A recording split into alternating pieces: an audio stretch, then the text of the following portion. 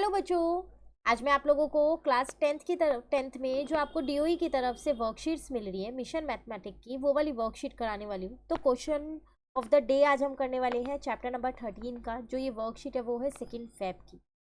ठीक है, इसमें एक ही क्वेश्चन है, आपको पता है क्वेश्चन ऑफ द डे में एक ही क्वेश्चन आता है और ये क्वेश्चन इंपॉर्टेंट है। तो जब आपका पूरा कोर्स अच्छे से रिवाइज हो जाए तो इन क्वेश्चन को ज़रूर करके जाइएगा, क्या पता यही क्वेश्चन एग्जाम में आ जाए। ठीक है, चलिए देखते हैं। तो आज हम इसे हिंदी मीडियम में करते हैं। इंग्लिश मीडियम में चैनल पे ऑलरेडी अपलोड है, तो आप वहां से कर सकते हैं। देखो क्या कह रहा है आपसे यहाँ पर क्वेश्चन। एक ठोस खिलौना एक लंबवृत्तीय बेलन के रूप में है, जिसके एक सिरे पे अर्धगोला आकृति है और दूसरे सिरे पर एक शंकु है।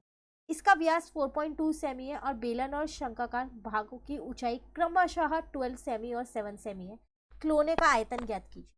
कह रहा है आपके पास एक खिलौना है, वो बेलन के आकार का है।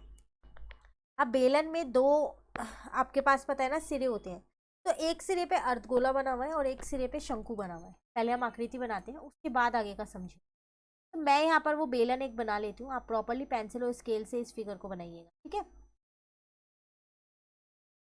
इसके एक आकार पे क्या बना हुआ है, यहाँ पर आपके पास अर्धगोला बना हुआ है।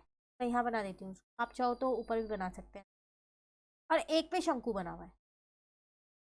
अब शंकु का व्यास 4.2 दे रखा है। देखो जब शंकु का व्यास 4.2 है तो बेलन का भी 4.2 ही होगा और अर्धगोले का भी, है ना। तो इसका मतलब डी मेरे पास यहाँ पर है 4.2, तो मैं यहाँ से आर त्रिज्या निकाल सकती हूँ 4.2 डिवाइडेड बाय 2 करके, तो वो आ जाएगा मेरे पास 2.1 सेमी। अब अगर हम बात करें एच की, तो मेरे को बेलन का एच जो है वो दे रखा है यहाँ पर कितना 12, और शंकु का कितना दे रखा है 7 दे रखा है। वो साथ साथ सूत्र में ही लगा देंगे। खिलौने का आयतन बताना है, तो जो खिलौने का आयतन है वो कैसे निकलेगा यहाँ पर। अगर मैं इन तीनों के आयतन को जोड़ दूं, शंकु का, बेलन का और अर्धगोले का, तो खिलौने का आयतन आ जाएगा। तो खिलौने का आयतन कैसे निकलेगा फिर यहाँ पर। तो यहाँ पर अगर हम देखें, सबसे पहले मैं शंकु का जोड़ देती हूँ क्योंकि सबसे ऊपर शंकु है। ठीक है, तो 1/3 पाई आर स्क्वायर एच, पर एच 1 लूंगी। क्यों? क्योंकि एच अलग अलग है, आर तो एक जैसा है। बेलन की अगर मैं यहाँ बात करूँ तो वो पाई आर स्क्वायर एच, अब यहाँ H2 ले लेती हूँ। अर्धगोले की बात करूँ तो 2/3 पाई आर क्यूब। ठीक है, यही तीनों के आयतन का सूत्र होता है।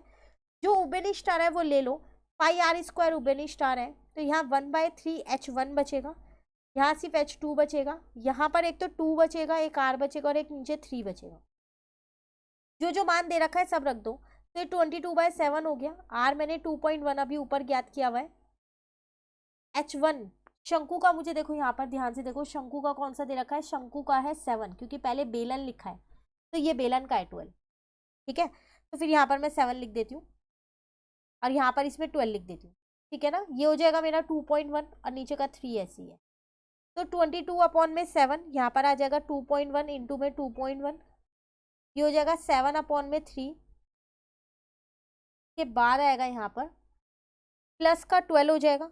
यहाँ पर प्लस का इसको इससे इंटू कर दो तो 4.2/3 हो जाएगा। इन सब के आप क्या करो, यहाँ पर हर एक जैसे कर सकते हो। कर लिए हर एक जैसे। मल्टीप्लाई डिवाइड सब आप सॉल्व कर ही सकते हो, 10th क्लास के स्टूडेंट हो तो मल्टीप्लाई डिवाइड तो आपको दोबारा बताने की जरूरत नहीं है। जब इस पूरे ब्रैकेट को हल करोगे तो 15.73 आएगा, अप्रॉक्स में आएगा। बस सबको कटपिट करके मल्टीप्लाई डिवाइड करके दोबारा कर दो तो ये आपका आंसर निकल के आ गया। तो पूरे खिलौने का आयतन निकल के आ गया। क्लियर है, ये छोटा सा क्वेश्चन ऑफ द डे था। देखो हार्डली 5 मिनट भी नहीं लगे होंगे शायद हमें इस क्वेश्चन को करने में। तो आप इन क्वेश्चंस को जरूर करके जाइएगा, एक बार आपकी रिवीजन भी हो जाएगी। ठीक है, कहीं भी दिक्कत लगे पूछ लेना। वीडियो अच्छी लगे तो लाइक ज़रूर करना और मेरे चैनल को सब्सक्राइब करना। Thank you.